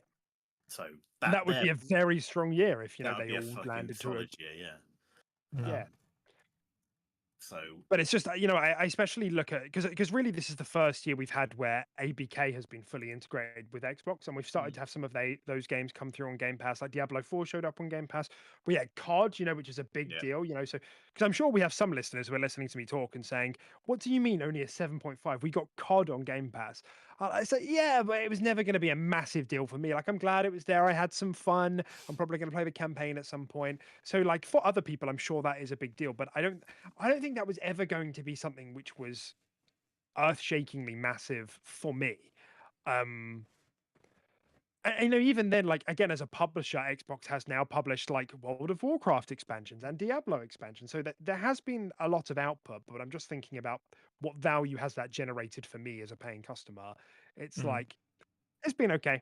It's been okay. Like, some things have been disappointing, some things have been a nice surprise. It's been okay. There's been better years. That's how I feel. What do you think, Tim? Yeah, I'd say I largely agree. I'd probably go a little bit higher. I'd probably say maybe about an 8 for me. Like as like an overall, yeah, like you said, like a brand thing. Like I thought they did some good showcases. Yeah, I felt like Fallout TV show was great, all that sort of stuff. But yeah, I feel like things like yeah, like Diablo 4, like you said, and stuff like that. For me, I liked the Riot partnership with Valorant, and we got all the agents for free, all that sort of stuff. That was great. That I thought that was really good. We saved quite a lot of money, because from what I hear, I think it's quite grindy if you actually want to unlock them and actually get all the agents. So that was kind of more of a bit like a bigger deal than we thought. For me, Persona 3 Reload was a great addition. That was just Games Pass for me, just straight in 70 hours. One of my favorite games of the year. Played it cloud quite a lot, so I got quite a lot of value out of that as well. And yeah, I think that's probably about it. Alongside, I think that's probably about it, to be honest. But yeah, I'd probably say with the addition of but like Persona for me and stuff like that, I'd probably say slightly higher. I forgot Persona was a Game Pass game, wasn't it? Persona 3 Reload. Yeah, drops straight into Games Pass. Pretty nice value for you there. Yeah. And I guess this is my problem of like there were definitely some things that I played this year that like were, because I think Jedi Survivor I think was an EA Vault game, so Game Pass Ultimate, so that ended up being a little bit disappointing for me. And then Shattered Space again ended up being disappointed for me. I'm sure there's something else that and then I as well, I think we had some other like Game Pass, like long awaited Game Pass games that came out like a little bit milder than we were hoping. Like Flintlock is something that comes to mind. You could maybe say the same for like Stalker, maybe, or maybe that would be a bit. Maybe some people are feeling warmer on Stalker, but I think maybe that we'd always expected that that's the sort of game it would be. So I guess I'm like kind of that's my kind of feeling about Xbox's output this year. Like in terms of just the games, I'm kind of just going. Yeah, I would agree with the games being fairly like meh this year. Like when I think about Xbox, I can't really think of any big Xbox games other than Hellblade. Yeah, and then because it was such a long time ago, we don't have that kind of energy from it. And then like you said, I was really happy with that. I mean, yeah, of course, that's. And it was just the one. It was just the one game in May, and it was just it was a 10-hour game, So yeah, that's the thing. It was just so short. I forgot how short that game was, but yeah. So Games Pass was a fairly weak year, in my opinion. Path of the Goddess. Yeah, I remember that was a great addition. Yeah, there's a few big, smaller games, but I'm talking about kind of like big Games Pass releases. I mean, to be fair, COD is a big deal. I like whether it's our game or not, it is a big deal for Games Pass. Yeah, it's funny actually. I'm literally going to play COD after this podcast. So, what? Just multiplayer came out. No, Zoo Zombies map came out. Oh, okay. Today. Okay. So going to play that. But yeah. And that's the thing, isn't it? Like it's hard to deny that like Xbox did put out. There was stuff they put out this year, but in terms of like just creating value for their customers, I think it was a bit hit and miss. Like the quantity was a bit here and there. The quality was a bit here and there, depending on what you're looking at. And that's before you even get to like what the fuck happened in terms of their strategy completely turning around this year. Guys, it was only the beginning of this year that we were talking about in January when we made that list, our predictions, we were still in a world where Xbox were making exclusives. We were still in a world where ABK was locking in all of their next Diablo, the next Doom's being locked in. All of these games have been locked in as exclusive, and then that just all turned around this year, and I think that's been a big frustration for me as an Xbox fan. Of like, I'm kind of just a bit defeated by it now, but by the end of the year, but certainly through the year, it's just been like painful to be an Xbox fan because like, what are you guys doing? Like, what are you doing? Like, help me understand. Do I need to stay here in this ecosystem? Should I get a PC? What are you doing next? Are you doing something in the middle that I can continue to invest in? Like, it's been frustrating in a way that I imagine Nintendo fans and PlayStation fans are not feeling, because they know I'm going to get a Switch 2. I'm going to get a PlayStation 7 next, and I won't have to worry about whatever it is that, what's happening with my investment. So that's been like quite frustrating, I would say, from an Xbox customer perspective. Yeah, I largely agree. Yeah, I remember talking about this. Like near towards, I think it was like halfway through the year. Yeah, when all this started to happen, and I was literally just like, "What's going to happen to my games library?" I was should I move like ecosystem and move to PC? But then what does that mean for my whole games library that I've invested in and stuff like that? So yeah, I will agree that just the not being on steady ground was quite sort of just unsettling a little bit, and kind of I do feel like even now I really feel like Microsoft and Xbox, they are kind of trying to nudge you towards PC, I think. I really do get that feeling. I think they might chuck in like a handheld and maybe like another console, but I really think they're just like whispering in your ear, like, by the way, guys, like, you should probably do this like ASAP. So, and yeah, I mean, I feel like I've always been down that route anyway, rather than I've never been like, oh hey, let's switch it up and just go with a Sony, go with a PlayStation. I've always been like, if I'm going to switch it up, it will just be to get a PC rig. Like, so I guess it's not too bad, but yeah, just very, very weird. But I feel like I've got a good amount of value this year. I mean, I feel like looking through my games that I played this year, literally every single one that I played and finished this year has been Games Pass, apart from Metaphor and Phasmophobia. So, like legit, I haven't bought anything for ages. Even Sea of Stars that I did and Path of the Goddess, all Games Pass games. So yeah, basically just Metaphor and Phasma were basically the only games I bought. So, and I've had a pretty healthy year in terms of playing. So I really can't complain from like a value perspective. I think it's been a solid year. I'd give it like an 8. In terms of like an exciting year, yeah, like it's not great. Yeah, like excitement levels, like my hype never really went over like a 6. Because I didn't even give a shit about Hellblade either. So like you guys at least had that. So yeah, like it was pretty dire for me. And I'm not gonna lie, I was kind of looking forward to Avowed, and then that got pulled from under my feet. To the end of the Avowed and Talborn, right? We were both like these are gonna be great. Like but delayed. So yeah, not too exciting from that perspective, but yeah, I still feel like I got my value's worth for sure. And Games Pass is still like a really good service that I've had no second thoughts on cancelling or anything like that. But yeah, the Avowed rug pull was a bit of a shame. And then Indie just ain't really doing it for me. Like, I think it'll be fun, and I think me and Tilly have said I'm gonna play it like upstairs. I'll probably plug in my big Xbox so it looks better. We'll play upstairs and play it together like it's some like long movie, like long Indiana movie or something. But I'm not buzzing for it. I think it'll be okay. But yeah, Yeah, and that's it's a shame, I suppose, that we're doing the podcast today because reviews will go live at like midnight tonight for is it? Indiana Oh, Jones. okay. And Really? Yeah, and I'm because excited to see reviews. early access goes live at midnight as well, so you can. Have we play got it predictions for Indy? early access. What do you guys think? No, we don't.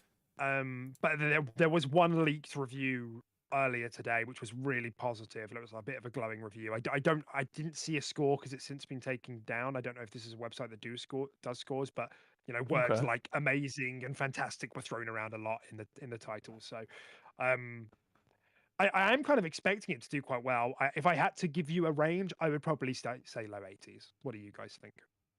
I'm That feeling. was what I was thinking. I'm feeling higher. I'm Oh, feeling like. Have you applied I the don't Xbox know. tax? Not yet. I haven't crunched those numbers yet. All right, yeah, so about 60. No, no, I'm feeling, I don't know why, but I'm feeling like an 87. I'm gonna go 87. No. That's a big deal, Tim. It's a big deal, Tim. What can I say, guys? Guess we'll see in the morning. But I'm gonna go 87. Fuck it, 79. I think you're insane. 79? And 79. he thinks I'm insane. A first-person game and an Xbox game, 79. Really? Maybe I am crazy. No, I would stick 87. with low 80s, but I wouldn't be surprised if it came into the 79 to 81 range. Damn. I didn't think I thought it would pretty comfortably be sitting in 80 or higher, to be honest. Like, I never even really thought 70s. But... I mean, I'm not saying that I think it would deserve that. It's well, remains to be seen. But I just think, like, as we've spoken about before, as I've said before, I think there is a certain type of game which scores really well, and this game hits a couple of those notes, but it's not third person, bros. Like, it's not. Some of it having that is. kind of some of it is. Yeah, some of Pull it a is. rope. I fully Ladder, accept that. And there are cutscenes. It's cutscene heavy, but it's just. I think there's going to be a lot of people, like reviewers, that come away from this and they're just like, I just wish I was Nathan Drake. Like, I really think there's just going to be. It's going to rub some people the wrong way because it's not PlayStation enough, and I don't mean that as like a bitter fanboy. I just mean those games score really well, because they're really good, and B, because they're very analogous to movies, and those are the easiest to score. It makes the most sense because that's what we've been reviewing for decades and decades now. Mm-hmm. Like, you tell me something like fucking Inscription is easy to review on a 10-point scale. Like, that shit's hard. It doesn't even make sense. So I think it's perfectly reasonable to say some games are more easily scored on a scale than others. And I think that Indie will fall victim to that a little bit. So I would say low 80s. I'm sticking with 87. I'll be overzealous. Okay. That'd be pretty cool. Shame it won't appear in the Game of the Year awards next year at all. May as well be wiped off the face of the earth. Oh, well, you just think it would just, like, people would just forget it was a thing by this time next year. It could be a 90 game, and I don't think it would appear next year. Mm-hmm. I would say. Although I've been tracking how the game's been doing on the Steam top sellers, and up until the last week, it's been like not even in the top 100. But as of right now, it's number 10. Yeah. Stalker is number 9. Does it come out tomorrow? So in early access, yeah. So most people won't. I wouldn't have thought most people would be buying it for tomorrow. I would have thought most people would be buying it for the 9th, which is the release, the actual. Well, it's early access, isn't it? If you buy it, is that right? Yes, it's early access if you buy the early access. 3 days ahead, got it. If you upgrade to it, yeah. Okay. Fair play. I'm with you, man. If it does well, I'll probably watch a couple of an indie game or two. Yeah, maybe play it through with Beth. I think it looks like a fun time. And as we've said before, I know machine games are good. I know there's going to be a stamp of quality on this game. I think we probably all know it's not gonna. The IP isn't good enough for it to be a breakout hit. And actually, I think in some ways it could be a critical darling. And I think in some ways the IP would actually hold it back a little bit. I think a lot of like Gen Z would think, who's this fucking lame archaeologist? You know, like they would. It's no fucking flossing Fortnite character, am I right? Actually. I do kind of know what you mean. Although he will be. Imagine if he flossed with his whip. That's a skin I'd behind buy. him. I don't know, dude. Yeah. So, but it's the first Xbox licensed game. I literally couldn't even tell you the last time they did a licensed game. So, yeah, I mean, in that sense, it's a big deal. Is Indiana Jones in Fortnite? I don't think so. Don't think so. Okay, that's fine. Yeah, would be a good time, wouldn't it? Process. Yeah. Yeah. Oh yeah, he is. I googled it, and here's a stupid fucking Fortnite-ified case. Fortnite-ified face. That was real difficult. That could work in his favor. Maybe. All right, guys. I'm just about ready to wrap this all up. Is there any closing thoughts? You know, I guess because we just came off the back of talking about Xbox's strategy this year and then went into indie. But I hope, and we've got more shows left in the year to talk about this, so I won't harp on it loads. But I hope as we kind of go into 2025, I don't care what Xbox are doing at this point. I just want them to tell me. Please tell me. Stop making me guess. Clear and concise roadmap. Yeah. I believe in your roadmap of games. That looks good. I'm all here for that. It's all the other stuff. Just tell me what's happening. Yeah. I think they need to know for that to be the case. I don't think they know. Yeah, they need to know. Yeah. But no closing thoughts from me. So yeah. Awesome. Okay. All right, we'll bring the show down to a close then. Thanks for listening, everyone. If you've been listening along with us here in the chat, you're the fucking best. If you've been listening to the show afterwards on your favorite podcasting services, you're okay. Honestly, you could do a bit better. You could come to the show live. That would be better. But still, you know, you're fine. You're pretty cool, I guess. We'll be back next week, I think, for some of the final few weeks of December. But this time next week, we'll have the Game Awards will have happened, I think. Ooh. No, they drop it. It happens on a Friday, I think. The 12th of December. That's 1 week from today, exactly. Yeah. Are we going to watch it together? We keep talking about it. We probably should, if we can. Yeah, but then but maybe not live, because last time we did that, everything just like hitched and stuff. I mean, maybe I could do some test runs, but yeah, I mean, we could always just watch it, together, or we'll just jump on a call anyway. Yeah. 12:30. It's like midnight. It starts at midnight our time, I think. Oh, no. Yeah, it does. Yeah, I mean, I was going to start late, and I think Tilly said she's going to watch it as well. So I'm still up for jumping on a call if anyone is. But I guess it's a Friday. It's Thursday. Thursday. Technically, it'll be a Friday if it's midnight. But we'll maybe we'll look to shuffle the podcast to a Friday instead if it's happening on Thursday night, so we can talk about it like fresh. Yeah. So we'll see how we get on, but just come follow me over on Twitter if you are really interested in this fascinating discussion we're having on air. Down in the description. Bye, everyone. Have a wonderful time.